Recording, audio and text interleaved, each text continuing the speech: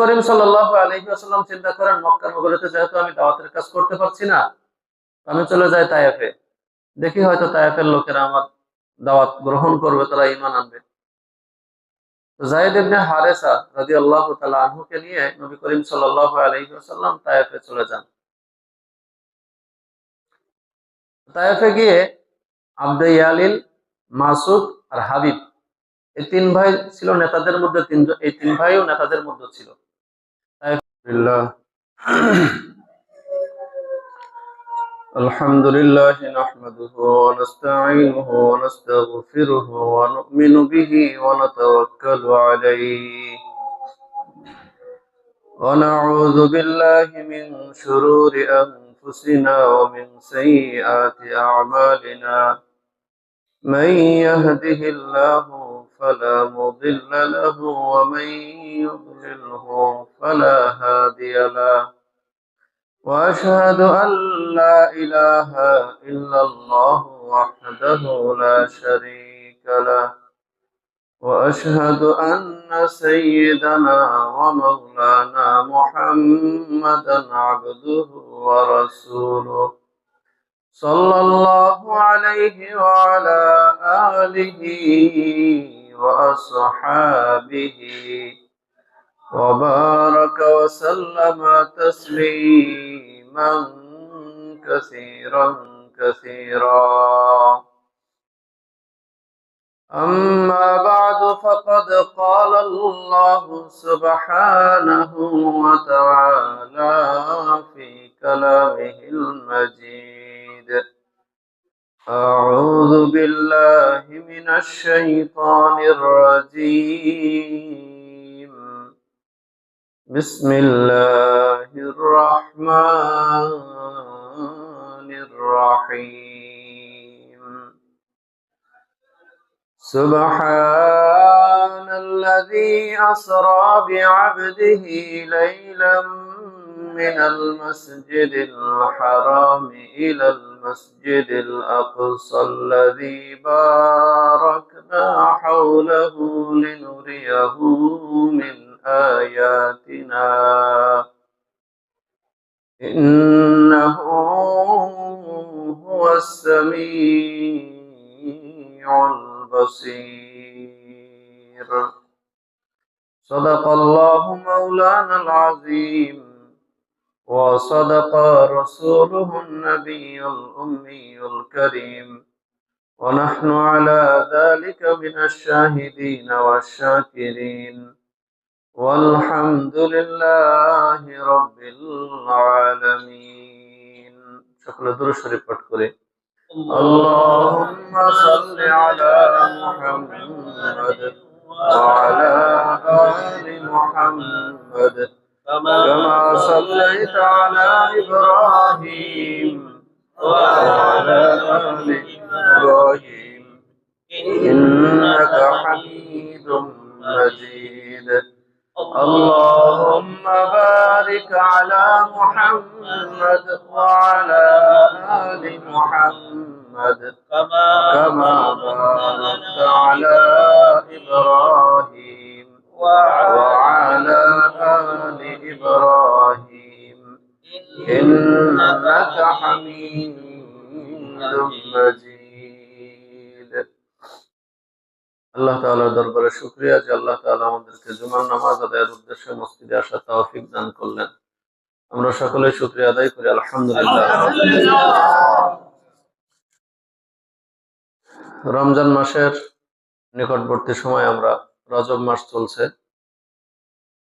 এই রজব মাসে আল্লাহ তাআলা বিশ্বনবী হযরত মুহাম্মদুর রাসূলুল্লাহ সাল্লাল্লাহু আলাইহি ওয়াসাল্লামকে একটা মহা পুরস্কারে পুরস্কৃত করেছিলেন। এই মাসে আল্লাহ তাআলা মুহাম্মদ সাল্লাল্লাহু আলাইহি ওয়াসাল্লামকে আল্লাহ তাআলা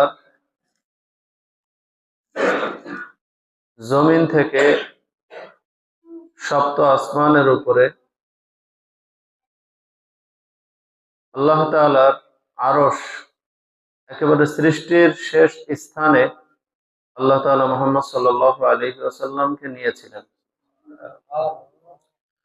সে কথা আল্লাহ তাআলা পবিত্র কোরআনের মধ্যে বলছেন, সূরা বনি ইসরাইল। আল্লাহ তাআলা বলছেন, মহাপবিত্র, মহিমান্বিত সেই সত্তা যিনি স্বীয় বান্দাকে রাত্রিকালীন সময়ে ভ্রমণ করিয়েছেন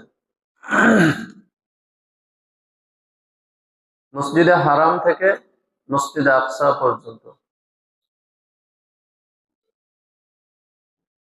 আর পরবর্তীতে আল্লাহ তাআলা বলছেন সূরা নাজমে,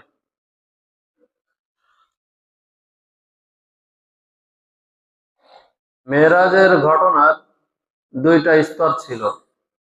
একটা হলো মসজিদে হারাম থেকে মসজিদে আকসা পর্যন্ত একটা, আর দ্বিতীয়টা হলো মসজিদে আকসা থেকে ঊর্ধ্ব জগতে গমন।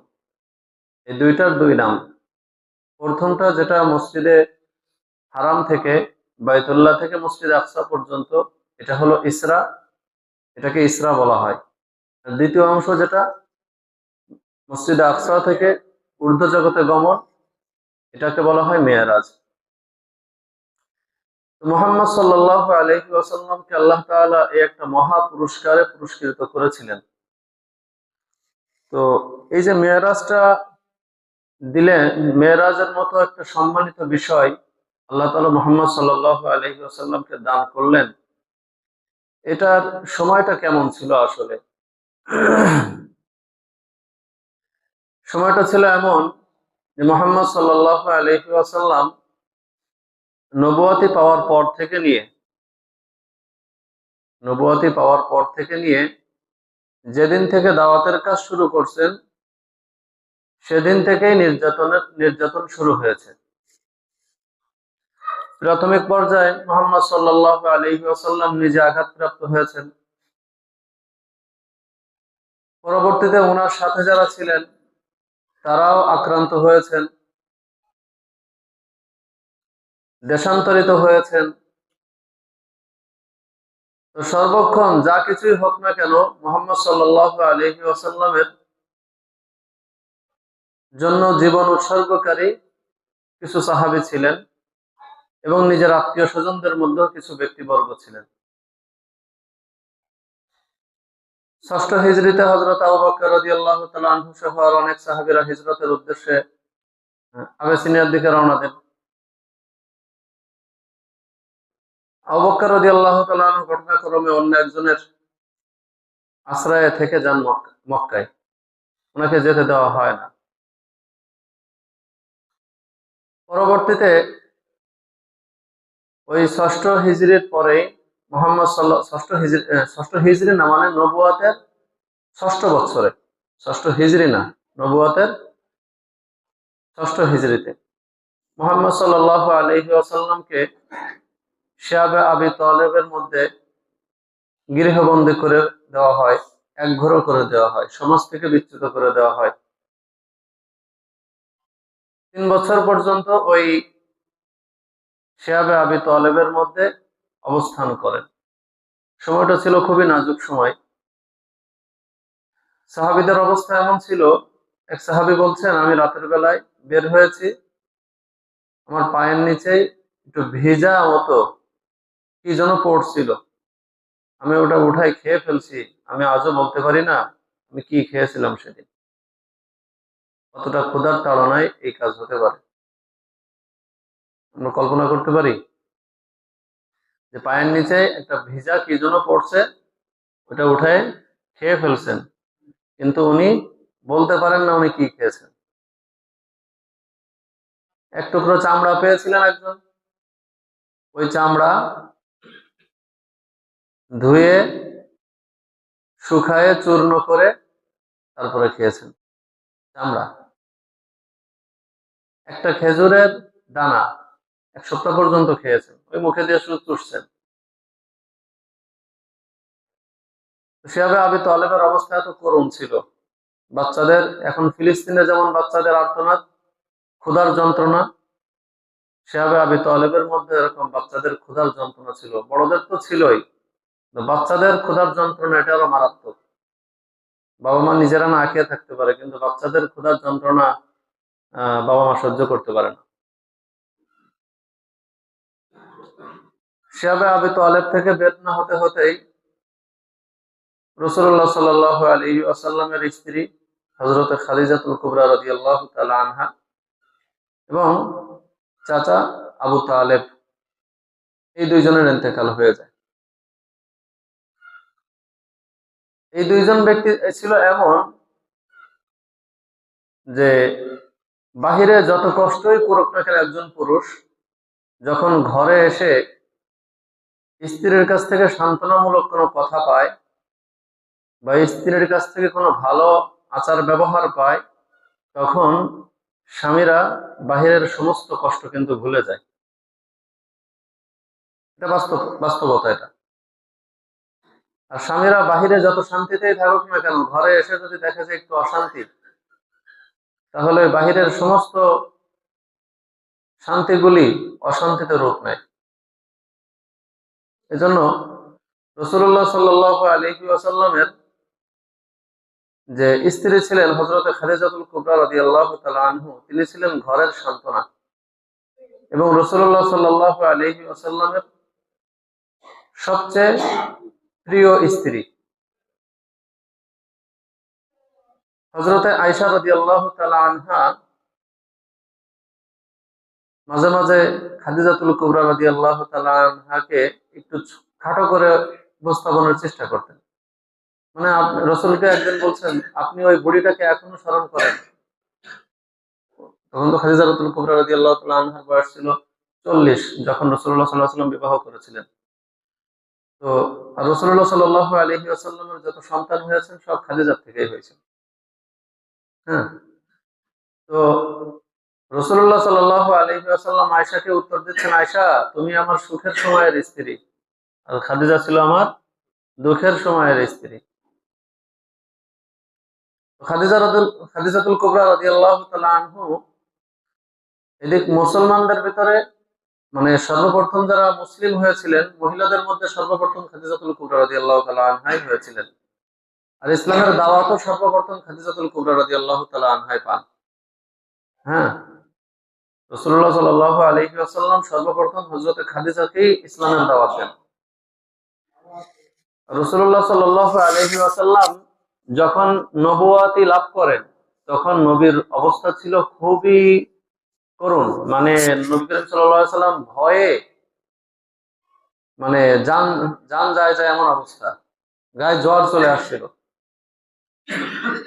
বাড়িতে এসে বলতেছেন, জাম্মিলুনি জাম্মিলুনি, খাদিজা আমাকে কম্বল দিয়ে ঢেকে দাও, কম্বল দিয়ে ঢেকে দাও। মানুষের যখন জ্বর আসে তখন শীত শীত লাগে না, তো জ্বরে কাঁপতেছিলেন। তো খাদিজাতুল কুবরা রাদিয়াল্লাহু তাআলা আনহা রাসূলুল্লাহ সাল্লাল্লাহু আলাইহি ওয়াসাল্লামকে কম্বল দিয়ে ঢেকে দিয়ে সান্ত্বনা দিচ্ছিলেন যে আল্লাহ আপনাকে ধ্বংস করবেন না, আল্লাহ আপনার কোনো ক্ষতি করবেন না, কারণ আপনি আত্মীয়তা রক্ষাকারী, গরিবের সাহায্যকারী, হ্যাঁ, ক্ষুধার্তর খাদ্য দানকারী, এই জাতীয় কয়েকটা গুণ বলেছিলেন যে আল্লাহ আপনার মতো মানুষকে, অর্থাৎ আপনাকে আল্লাহ তাআলা ধ্বংস করবেন না, আপনি ভয় পেন না। তো এই খাদিজা রাদিয়াল্লাহু তাআলা আনহা মারা যান। রাসূলুল্লাহ সাল্লাল্লাহু আলাইহি ওয়াসাল্লামের ঘরের যে সান্ত্বনা ছিলেন, ঘরে আসলে যিনি সান্ত্বনা দিতেন, সমস্ত দুঃখ কষ্ট যাকে দেখে ভুলে যেতেন, সে তো মারা যায়। খাদিজাতুল কুবরা রাদিয়াল্লাহু তাআলা আনহা জীবিত থাকা অবস্থায় আল্লাহ নবী দ্বিতীয় কোনো বিবাহও করেন নাই। খাদিজা মারা গেছেন। এদিকে নবী করিম সাল্লাল্লাহু আলাইহি ওয়াসাল্লামের ঘরের বাহিরের যত বিপদ ছিল, সমস্ত বিপদে পাশে থাকতেন তার চাচা আবু তালেব। তার চাচা আবু তালেব ছোট বড় সমস্ত বিপদে আবু তালেব পাশে থাকতেন, যার কারণে নবীর উপরে কেউ কোনো জুলুম করতে পারতেন না, কেউই পারত না। কিছু কিছু করছে, কিন্তু চূড়ান্ত পর্যায়ে মারাত্মক পর্যায়ের কোনো সিদ্ধান্ত নবীর ব্যাপারে নিতে পারতো না, এই আবু তালেবের কারণে। এই আবু তালেবেরও ইন্তেকাল হয়ে যায়। এই বছরটাকে বলা হয় আমুল হুজন, দুঃখ পেরেশানির বছর বলা হয় এটাকে। এখন আমাদের মধ্যে একটা কথা আছে যে নবীর চাচা মুসলমান হয়ে মারা গেলেন না উনি কাফের হয়ে মারা গেলেন। আহলুস সুন্নাহ ওয়াল জামাতের সিদ্ধান্ত, ফয়সালা হলো যে নবীর চাচা তিনি কাফের অবস্থায় মারা গেছেন, কুফরের উপরে মারা গেছেন। হ্যাঁ, যে নবী করিম সাল্লাল্লাহু আলাইহি ওয়াসাল্লামের একটা হাদিস বর্ণিত আছে আব্দুল্লাহ ইবনে আব্বাস থেকে, যে উনি বলছিলেন যে আমি মৃত্যুর সময় আবু তালেবের কানের মুখের কাছে কান দিয়ে শুনেছি যে আবু তালেব কালিমাতুশ শাহাদা পাঠ করছে। পরবর্তীতে আব্দুল্লাহ ইবনে আব্বাস রাদিয়াল্লাহু তাআলা আনহু বলতেছেন, রসুলকে জিজ্ঞাসা করতেছেন, ইয়া রাসূলুল্লাহ, আপনার চাচা আবু তালেবের কি অবস্থা? আল্লাহ নবী সাল্লাল্লাহু আলাইহি ওয়াসাল্লাম বলছেন যে আমার চাচা আবু তালেব, আমি দোয়া করেছি আল্লাহর কাছে, যার কারণে আল্লাহ তাকে, তার সমস্তটাই ইসলামের ভিতরেই ছিল, কিন্তু তার পা ছিল কুফরের উপরে অটল। তার পা ছিল কোন জায়গা? কুফরের উপরে অটল ছিল, যার কারণে সে ইসলামের সমস্ত সহযোগিতা করার কারণে আল্লাহ তার সমস্ত শরীরের শাস্তি মাফ করে দিয়েছেন। কিন্তু পা যেহেতু কুফরের উপরে অটল ছিল, যার কারণে আল্লাহ তাকে তার পায়ে শাস্তি দিবেন। তার পায়ে কি করবেন? জাহান্নামের শাস্তি তার পায়ে দিবেন। তো রাসূলুল্লাহ সাল্লাল্লাহু আলাইহি ওয়াসাল্লামের চাচা, তার মুখের শেষ বাক্য ছিল যে তার পিতা, মানে রসুলের দাদা আবু তালেবের পিতা আব্দুল মুত্তালিব, যে আব্দুল মুত্তালিবের মিল্লাতের উপরে থেকে সে মারা গেছে। আর আব্দুল মুত্তালিবের মিল্লাত ছিল, কি ধর্ম ছিল? কুফরি ধর্ম ছিল। অর্থাৎ সে মুশরিক অবস্থায় ইন্তেকাল করেছেন, যার কারণে তিনি জাহান্নামী, তিনি মুসলমান না। রাসূলুল্লাহ সাল্লাল্লাহু আলাইহি ওয়াসাল্লাম আবু তালেব মারা যাওয়ার পরে তিনি ইচ্ছা করেছিলেন এবং ওয়াদাও করেছিলেন, আল্লাহর পক্ষ থেকে নিষেধাজ্ঞা না আসা পর্যন্ত আমার চাচা আবু তালেবের জন্য আমি দোয়া করতে থাকবো। সে অনুযায়ী দোয়াও করতে থাকেন। তখন আল্লাহ তাআলা নিষেধ করেন, মা কানা লিন নাবিয়্যি আইয়াস্তাগফিরু লিল মুশরিকিন ওয়ালাউ কানু উলি কুরবা, মা কানা লিন নাবিয়্যি ওয়াল্লাযীনা আমানু মা'আ, নবী এবং মুমিনদের জন্য এটা উচিত নয় যে তারা কোন মুশরিকদের জন্য দোয়া করবে। নবী এবং মুমিনদের জন্য কি নাই? এটা উচিত নয় যে তারা কোনো মুশরিকদের জন্য দোয়া করবে, যদিও তারা তার আত্মীয় হয়। ওয়ালাউ কানা উলি কুরবা, যদিও তারা কি আত্মীয় হয়, তারপরেও তাদের জন্য দোয়া করা যাবে না। এরপর থেকে নবী করিম সাল্লাল্লাহু আলাইহি ওয়াসাল্লাম তার চাচার জন্য দোয়া করা বাদ দেন। আমরা অনেক সময় আহ হিন্দু বন্ধু থাকার, বিধর্মীরা আমাদের বন্ধু থাকার কারণে বা ব্যবসায়িক ভাবে সম্পর্কিত থাকার কারণে, হ্যাঁ, আমরা অনেক সময় তাদের জন্য দোয়াতে শরীক হই, কিন্তু কেউ কেউ হয়, এটা হওয়া যাবে না। এটা কি এই শরীক হওয়া যাবে না। বিধর্মীদের জন্য মুসলমানদের পক্ষ থেকে কোনো দোয়া নেই। জীবিত থাকা অবস্থায় একটাই দোয়া, আল্লাহ তুমি ওদেরকে হিদায়াত দাও। হ্যাঁ, আর মৃত্যুর পরে তাদের নাজাতের জন্য মুসলমানদের কোনো দোয়া থাকবে না, মুসলমানরা তাদের নাজাতের জন্য কোনো দোয়া করবে না। নবী করিম সাল্লাল্লাহু আলাইহি ওয়াসাল্লামের চাচা মারা যান। ঘরের যে সাহায্যকারী ছিল, বাহিরের যে সাহায্যকারী ছিল, দুজনই মারা যান। নবী করিম সাল্লাল্লাহু আলাইহি ওয়াসাল্লাম একটা আশ্রয়হীন অবস্থার মধ্যে দিন কাটাচ্ছিলেন। মক্কা থেকে তাকে বিতাড়িত করা হয়, মক্কা থেকে বের করে দেওয়া হয়, মক্কা নগরী তার জন্য নিষিদ্ধ করে দেওয়া হয়। তখন নবী করিম সাল্লাল্লাহু আপনারা কি মানে বিষয়টা কত কঠিন বুঝতে পারতেছেন? আপনাদের কাউকে যদি এখন এই আপনাদের এই গ্রাম, মাতৃভূমি ফরিদপুর, এই গ্রাম থেকে যদি নিষিদ্ধ করা হয়, আপনার অবস্থাটা কি হবে আপনি বুঝতে পারছেন? হ্যাঁ, তখন তো এত আধুনিকতা ছিল না, মনে চাইলে এক জায়গায় চলে গেলাম। আমরা এখন আমাদের মনে চাইলে এক গ্রাম থেকে আরেক গ্রাম, এক এলাকা থেকে আরেক এলাকা, এক জেলা থেকে আরেক জেলায় যে বসবাস করতে পারি, কিন্তু তখনকার যুগে কিন্তু এমন ছিল না। এক নগরী থেকে আরেক নগরী অনেক যাওয়া আসার ব্যাপারটা অনেক কঠিন ছিল। এক এলাকার থেকে আরেক এলাকায় যে বসবাস করাটাও কঠিন ছিল, কারণ এত সহজ ছিল না তখনকার পৃথিবী। নবী করিম সাল্লাল্লাহু আলাইহি ওয়াসাল্লাম যে আশ্রয় নেন পাহাড়ের সেই হীরা গুহায়, ওই যে গুহার থেকে তিনি নবুয়তি পেয়েছিলেন, ওই হীরা গুহায় যে আশ্রয় নেন, ওখানে যে বসবাস করা শুরু করেন। নবী করিম সাল্লাল্লাহু আলাইহি ওয়াসাল্লাম চিন্তা করেন, মক্কা নগরীতে যেহেতু আমি দাওয়াতের কাজ করতে পারছি না, আমি চলে যাই তায়েফে। দেখি হয়তো তায়েফের লোকেরা আমার দাওয়াত গ্রহণ করবে, তারা ঈমান আনবে। তো যায়েদ ইবনে হারেসা রাদিয়াল্লাহু তাআলা আনহুকে নিয়ে নবী করিম সাল্লাল্লাহু আলাইহি ওয়াসাল্লাম তায়েফে চলে যান। তায়েফে গিয়ে আবদে ইয়ালিল, মাসুদ আর হাবিব, এই তিন ভাই ছিল নেতাদের মধ্যে, তিনজন, এই তিন ভাইও নেতাদের মধ্যে ছিল।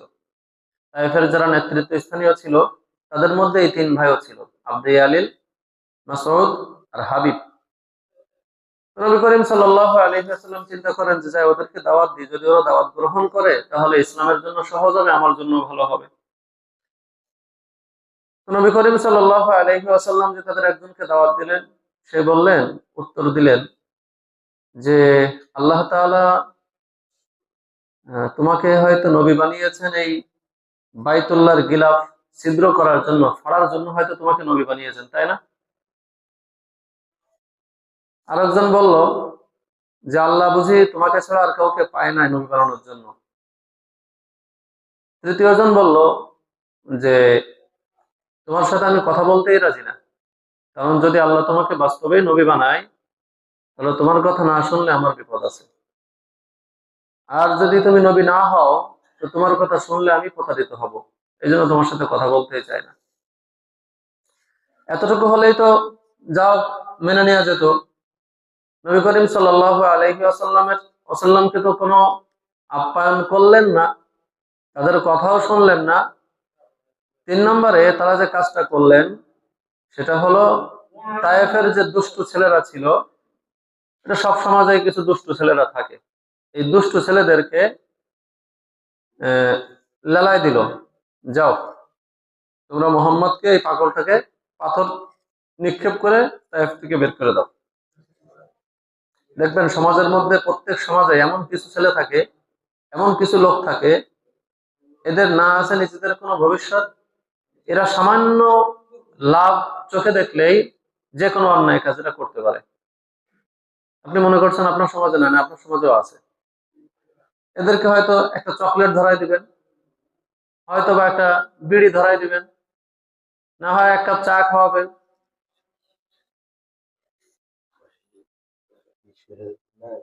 নামাজের পরে যে বাকি মানে ইসব করে, বাকি নামাজ পড়ে ওয়াজ শুনে অল্প সময় ঠিক আছে, আলোচনা হল বসা যাবে। ঠিক আছে। অথবা একটা পানি ধরাই দিবেন, অথবা 100 টাকা দিবেন, দেখবেন এটার বিনিময়ে আরেকজনের 1 লক্ষ টাকা ক্ষতি করতে এরা দ্বিধাবোধ করবে না। কারণ ওর কাছে এই 100 টাকাই মহা কিছু, আরেকজনের 1 লক্ষ টাকা ওর কাছে কি কিছুই না, ওটার দামও বোঝে না, ওটার মূল্যও বোঝে না। ওই জিনিসটা যে গ্রামের সকলের জন্য, এমনকি ওর নিজের জন্য উপকারী, এটাও বোঝে না, বোঝে না। তো এই জাতীয় কিছু লোক সব জায়গায় থাকে। তো এরকম কিছু দুষ্ট ছেলে ছিল, তায়েফের সর্দাররা মোহাম্মদ সাল্লাল্লাহু আলাইহি ওয়াসাল্লামের পিছনে লেলিয়ে দিল, যাও একে পাথর নিক্ষেপ করে তায়েফ থেকে বের করে দাও। মোহাম্মদ সাল্লাল্লাহু আলাইহি ওয়াসাল্লামকে যখন পাথর নিক্ষেপ করা শুরু করলো, তখন যায়েদ ইবনে হারেসা রাদিয়াল্লাহু তাআলা আনহু বলেন, যখন মোহাম্মদ সাল্লাল্লাহু আলাইহি ওয়াসাল্লামকে পাথর নিক্ষেপ করছিল, তখন আমি মোহাম্মদ সাল্লাল্লাহু আলাইহি ওয়াসাল্লামকে আমার শরীর দিয়ে ঢেকে রাখার চেষ্টা করতেছিলাম। পাথরগুলি এসে আমার গায়ে লাগতেছিল, কোনোটা মোহাম্মদ সাল্লাল্লাহু আলাইহি ওয়াসাল্লামের গায়ে লাগছিল। তো যায়েদ ইবনে হারেসার মাথা ফেটে যায়, মাথা থেকে রক্তক্ষরণ হচ্ছিল, মোহাম্মদ সাল্লাল্লাহু আলাইহি ওয়াসাল্লামের শরীর থেকে রক্তক্ষরণ হচ্ছিল। এত পরিমাণে রক্তক্ষরণ হয় যে এর আগে মোহাম্মদ সাল্লাল্লাহু আলাইহি ওয়াসাল্লাম যদি কোথাও ক্লান্ত হয়ে বসে পড়ছিলেন, পাথরের আঘাতে যদি ব্যথা পেয়ে যদি কোথাও বসে যাচ্ছিলেন, আর চলতে পারছেন না, ওই তায়েফের দুষ্টুরা ওরা মোহাম্মদ সাল্লাল্লাহু আলাইহি ওয়াসাল্লামকে টেনে উঠাচ্ছেন, উঠায় আবার হাঁটাচ্ছেন আর পাথর নিক্ষেপ করতেছিল। এত বড় নির্যাতন ওই দিন হয়েছে। তো মোহাম্মদ সাল্লাল্লাহু আলাইহি ওয়াসাল্লাম শেষমেশ যখন তায়েফের এই দুষ্টুদের থেকে যখন নাজাত পায়, এরা যখন সব গ্রামে ফিরে যায়, মোহাম্মদ সাল্লাল্লাহু আলাইহি ওয়াসাল্লাম আর যায়েদ ইবনে হারেসা রাদিয়াল্লাহু তাআলা আনহু এই দুইজন একটা জায়গায় ইবনে রবিয়ার দুই পুত্র, রবিয়ার দুই ছেলের একটা বাগান ছিল, আঙ্গুরের বাগান। ওই বাগানে আশ্রয় গ্রহণ করে। তো রবিয়ার যে দুই পুত্র, এরাও তো ছিল মুহাম্মদ সাল্লাল্লাহু আলাইহি ওয়াসাল্লামের জানের শত্রু। এরাই তো মক্কা থেকে বের করে দিয়েছে। তো এরা মুহাম্মদ সাল্লাল্লাহু আলাইহি ওয়াসাল্লামের এই অবস্থা দেখে ওদের কলিজা পর্যন্ত কেঁপে যায়। হায় হায়, তাইয়্যিব সে কি কাজ করলো? তো তখন ওরা কিছু আঙ্গুরের বাগান ছিল, তো কিছু আঙ্গুর পেড়ে তাদের যে দাস ছিল আদ্দাস, এই আদ্দাসকে বলে যে আদ্দাস তুমি এই আঙ্গুরগুলি নিয়ে যাও, নিয়ে ওই ব্যক্তিকে বলো, আত্মীয়তার দোহাই দিয়ে বলো, সেজন্য আত্মীয়তার দোহায়ে, আমরা আত্মীয়তার দোহাই দিচ্ছি, সেজন্য আঙ্গুরগুলি খায়, নাহলে সে মারাও যেতে পারে, এমন অবস্থা। তো আদ্দাস ওই আঙ্গুর নিয়ে এসে মুহাম্মদ সাল্লাল্লাহু আলাইহি ওয়াসাল্লামকে খেতে বলেন। মুহাম্মদ সাল্লাল্লাহু আলাইহি ওয়াসাল্লাম বিসমিল্লাহ বলে খাবার শুরু করে। তখন আদ্দাস বলে, বিসমিল্লাহ তো এলাকার কেউই বলে না, আপনি বিসমিল্লাহ বললেন। মুহাম্মদ সাল্লাল্লাহু আলাইহি ওয়াসাল্লাম বলছে, তোমার বাড়ি কোন জায়গা? তখন সে ইউনুস নবীর যে মাতৃভূমি ছিল, ইউনুস নবীর মাতৃভূমির লোক ছিল, উনি একই এলাকার লোক ছিল। তখন বলছেন যে আমি অমুক এলাকার লোক। মুহাম্মদ সাল্লাল্লাহু আলাইহি ওয়াসাল্লাম বলছেন, ও তুমি আমার ভাই ইউনুসের এলাকার লোক? বলছে, হ্যাঁ হ্যাঁ। আপনি ইউনুসের নাম কিভাবে জানেন? ইউনুস আমার ভাই, নবী হিসাবে ভাই। যে তখন মুহাম্মদ সাল্লাল্লাহু আলাইহি ওয়াসাল্লাম আঙ্গুরগুলি খান এবং আল্লাহর কাছে এই সর্বপ্রথম মুহাম্মদ সাল্লাল্লাহু আলাইহি ওয়াসাল্লাম কোন অভিযোগ করা শুরু করেন। মানে কতটা ক্লান্ত হলে, কতটা ব্যথা পেলে আল্লাহর কাছে অভিযোগ করেন।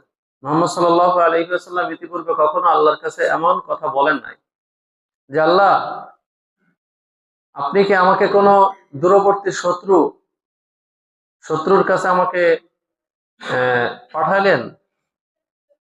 আপনি কি আমাকে দূরবর্তী মানে কোন শত্রুর কাছে কি আমাকে হস্তান্তর করলেন? এই জাতীয় কথা বলে মুহাম্মদ সাল্লাল্লাহু আলাইহি ওয়াসাল্লাম নিজের মনের কষ্টগুলি আল্লাহর কাছে বলছিলেন। এমত অবস্থা আকাশের দিকে তাকায় দেখেন যে একখণ্ড মেঘ মুহাম্মদ সাল্লাল্লাহু আলাইহি ওয়াসাল্লামকে ছায়া দান করছে এবং সেখানে হযরতে জিবরিল আমিনও আছেন। জিবরিল আলাইহিস সালাতু ওয়াস সালাম মুহাম্মদ সাল্লাল্লাহু আলাইহি ওয়াসাল্লামকে বলছেন, আল্লাহর হাবিব, আপনি যে দোয়া করেছেন আল্লাহ তাআলা শুনছেন, আপনার সমস্ত দোয়া আল্লাহ তাআলা শুনেছেন। তো আপনার জন্য পাহাড়ের যে দায়িত্বে নিয়োজিত ফেরেশতা আছে, তাদেরকে আপনার কাছে পাঠানো হয়েছে। আপনি তাদেরকে যা বলবেন তারা তাই শুনবে। তখন মালাকুল জিবাল, পাহাড়ের ফেরেশতা, দায়িত্ব নিয়োজিত ফেরেশতা এসে বলে, আল্লাহর হাবিব, আপনি আমাকে যা হুকুম করবেন আমি তাই শুনবো। আপনি যদি বলেন এই পাহাড়কে, তায়েফের যে পাশে যে পাহাড়গুলি আছে, এগুলিকে চাপ দিয়ে এদেরকে ধ্বংস করে দিতে, আমি তাই করতে পারবো। আপনি বুঝেন, পাহাড়কে চাপ দেওয়া, দুই পাহাড়কে চাপ দেওয়া কতটা শক্তির প্রয়োজন? হ্যাঁ, শক্তির প্রয়োজন না? তো এই পাহাড়ের থেকেও শক্তিশালী আল্লাহর ফেরেশতা, এই পাহাড়ের থেকেও কি শক্তিশালী, যে পাহাড় চাপ দিবে। আল্লাহ নবী সাল্লাল্লাহু আলাইহি ওয়াসাল্লাম বলছেন, না, তোমরা এদেরকে মেরো না। হয়তো এরা আমাকে চেনে না, এরা আমাকে বুঝে না, এরা আল্লাহকে বুঝে না, এরা কালিমা পড়ে নাই, কিন্তু এদের হয়তো পরবর্তী কোনো বংশধর, পরবর্তী প্রজন্মে যারা আসবে, এরা হয়তো আল্লাহকে চিনবে, আল্লাহর জিকির করবে, এরা হয়তো ঈমান আনবে। তোমরা এদেরকে ধ্বংস করো না। মুহাম্মদ সাল্লাল্লাহু আলাইহি ওয়াসাল্লাম মালাকুল জিবালকে ফেরত পাঠান যে না, এদেরকে ধ্বংস করো না। মুহাম্মদ সাল্লাল্লাহু আলাইহি ওয়াসাল্লামের এই সফর সম্পর্কে হযরত আয়েশা রাদিয়াল্লাহু তাআলা আনহা জিজ্ঞাসা করেন, ইয়া রাসূলুল্লাহ, আপনি উহুদের ময়দানে যে কষ্ট পেয়েছেন, এর থেকে কষ্ট অন্য কোনো জায়গায় কি বেশি পেয়েছেন? উহুদের ময়দানের কষ্টটা ছিল এমন যে এই সর্বপ্রথম আল্লাহ নবীর কোন দাঁত এই ময়দানে শহীদ হয়। উহুদের ময়দানে আল্লাহ নবীর দাঁত শহীদ হয়।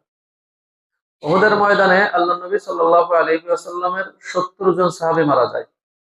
একসাথে 70 জন সাহাবী এই সর্বপ্রথম মারা যায়। উহুদের ময়দানে